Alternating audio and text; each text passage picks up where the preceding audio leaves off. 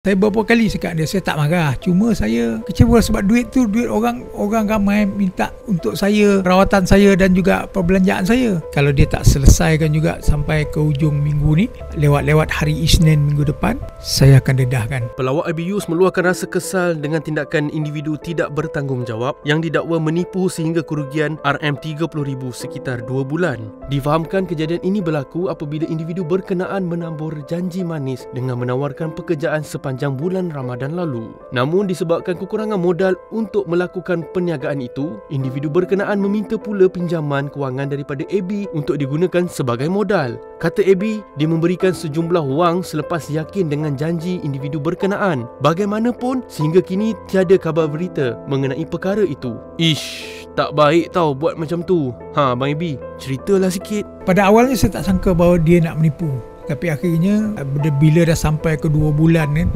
dia memang menipu saya lah. Bermula panggil saya untuk jadi duta pada produk dia masa sebelum puasa. Selepas tu dia bayar lah saya duta lain. Lepas tu pula setiap satu produk dia tu dia nak bagi saya RM2. Kalau buat live lain bayar.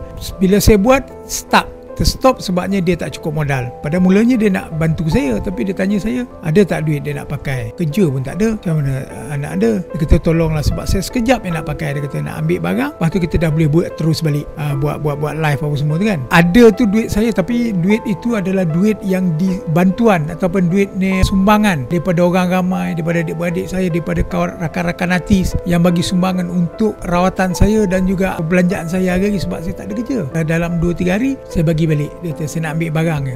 Jadi bila dia kata macam tu, saya pun fikir kalau bagi dapat jugalah kembangkan duit tu kan.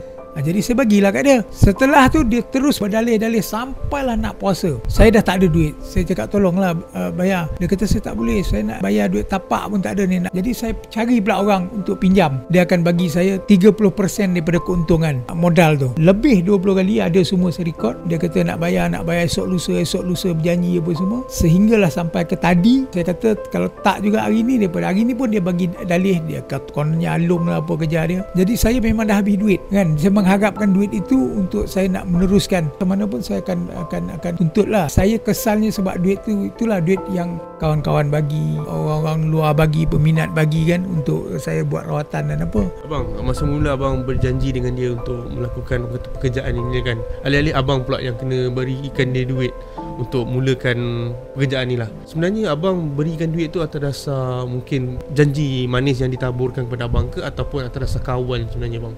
Kau pernah kenal lama dengan individu ni? Saya tak kenal dia lama. Waktu tu lah, waktu dia nak panggil saya jadi duta tu je. Bila dia memerlukan duit tu, saya duk fikir sebab dia dah sangkut duit saya. Kalau saya tak bagi, jadi saya tak dapat langsung duit saya sebab dia tak boleh nak berniaga. Jadi atas dasar kesian juga dengan dia, bila dia mengadu hal, dia memang pandai bercakap, berbelit-belit. Dia cakap, dan saya memang tewas lah di situ dengan cakap dia tu sebab saya kesian. Saya beberapa kali cakap dia, saya tak marah. Cuma saya kecewa sebab duit tu, duit orang ramai minta untuk saya, rawatan saya dan juga perbelanjaan saya. Tak sangka pula jadi begini, berdalih-dalih daripada sebelum puasa sampailah sekarang. Berapa sebenarnya jumlah yang abang dah beri dekat dia untuk lakukan pekerjaan ni? Senang cakap duit yang orang sumbang dekat abang tu dan abang terpaksa bagi dekat dia dahulu kan? RM30,000. Dan sebenarnya kami ada buat perjanjian dan dia tak takut dengan surat perjanjian. Saya buat perjanjian lawyer, ada pun. Kalau mengikut perjanjian, 3 hari sebelum raya dia akan bayar RM30,000 tu.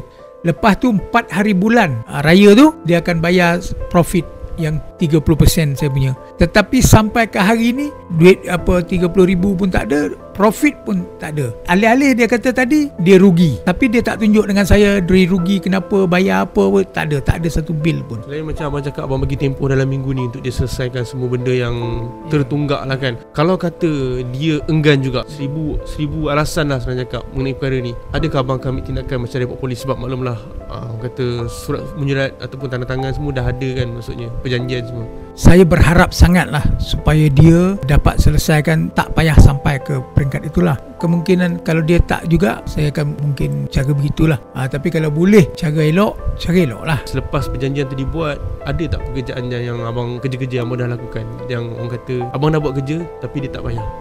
Saya dah buat live dia tak bayar. Maknanya saya tak nak duduk diam, saya nak bekerja juga. Walaupun sebenarnya saya tak perlu, sebab saya bagi modal lah, ada pekerja kan. Tapi saya pergi juga. Peluang kedua untuk bekerja sama tu tidaklah mungkin kan. Tapi ini duit orang ramai yang mengharapkan, kawan-kawan saya, rakan-rakan artis yang mengharapkan supaya saya gunakan duit tu untuk biayai saya punya rawatan, untuk perbelanjaan saya kan. Saya rasa bersalah dan saya malu sebenarnya, sebabnya saya gunakan duit yang dia orang bagi tu.